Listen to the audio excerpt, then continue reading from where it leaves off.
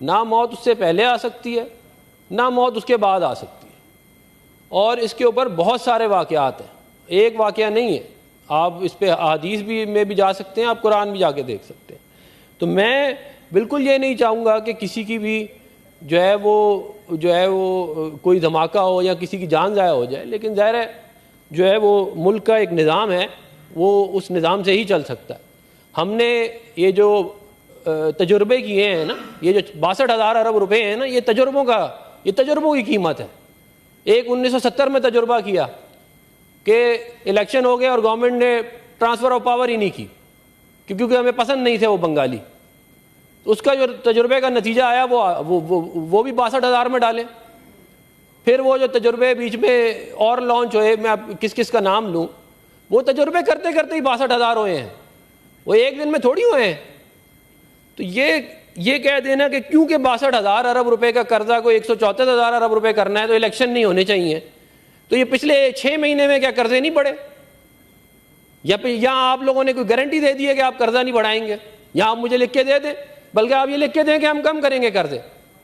और जहाँ तक बात है इलेक्शन डेट की, जनाब चेयरमैन, फरवरी 2008 इलेक्शन हुआ, फरवरी 1997 इलेक्शन हुआ, दिसंबर 1970 इलेक्शन हुआ, मार्च 1977 इलेक्शन हुआ, नवंबर 1988 इलेक्शन हुआ। ये सब सर्दियों में हो रहे हैं जनाब चेयरमैन, ये मैं सारी सर्दियों के इलेक्शन गिनवा रहा हूँ आपको। तो ये जो है ये मैं ये फिर दोबारा वाज़े तौर पे कहना चाहता हूँ कि मैं नहीं समझता कि किसी को कोई तकलीफ पहुँचे, लेकिन ये हमारी तारीख रही है। इस मुल्क सेकेंड वर्ल्ड वॉर पे आप कह रहे हैं 5,77,00,000 लोग जो हैं उसमें कत्ल हुए थे सेकेंड वर्ल्ड वॉर में। 1944 में अमेरिका में भी इलेक्शन हुआ, 1945 में बरतानिया में इलेक्शन हुआ, 1940 में बरतानिया में इलेक्शन हुआ। हम कोई बुज़दिल कौम में क्या हम रोए? हम 2008 में इस मुल्क में इलेक्शन हुआ जनाब चेयरमैन, दर्जनों धमाके हुए उस महीने जिस महीने इलेक्शन हुआ। 2013 में इलेक्शन हुआ जनाब चेयरमैन। मेरी गुजारिश सुन ले। सुने, आपके कुलीग हैं, बात करने का हक है उनका, जी बोलने दें। आप 2013 के इलेक्शन में जनाब चेयरमैन धमाके हुए उस महीने के अंदर। बेनजीर भुट्टो साहिबा की शहादत हुई 2008 के इलेक्शन से पहले। तो क्या हम ये कहें कि क्योंकि हालात ठीक नहीं है, क्योंकि वेदर ठीक नहीं है, क्योंकि फॉग है, तो हम इलेक्शन ना कराएं? ये क्यों कोई बहादुर कौम इस तरह करती हैं? या वो कौमें जो अपने मुल्क के मुस्तकबिल के बारे में संजीदा हों वो ये हरकतें करती हैं?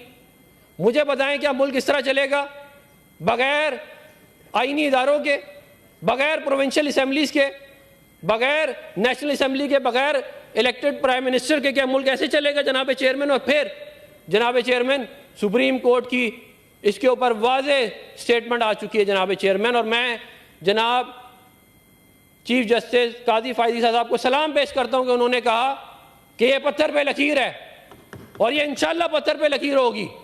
हम इंशाल्लाह इलेक्शन कराएंगे। ये कोई बात है कि हम डर जाएं?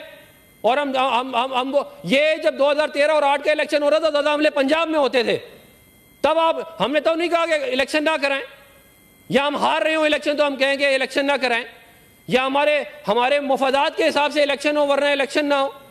ऐसे तो नहीं हो सकता। ये कहते हैं कि thank you sir, thank you.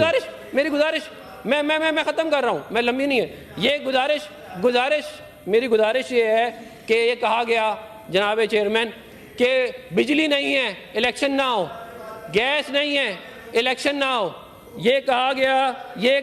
मेरी गुजारिश तो सुन ले मेरे प्यारे भाई। जी मेरी गुजारिश, मैं ये कह रहा हूं कि क्या अगर अभी ये कहा गया कि बिजली नहीं है इसलिए इलेक्शन ना कराए जाएं, फिर ये कहा कि गैस नहीं है इलेक्शन ना कराए जाएं, फिर ये कहा गया कि स्कूल नहीं बने हुए, कि ये कह रहे हैं बाजोड़ में स्कूल नहीं है तो इलेक्शन ना कराएं। अब thank you sir, thank you sir, thank you. Gas senator Hidayatullah साहब एक बात करें, मैं देता हूं सर, देता हूं आपको। Thank you sir, senator Hidayatullah साहब।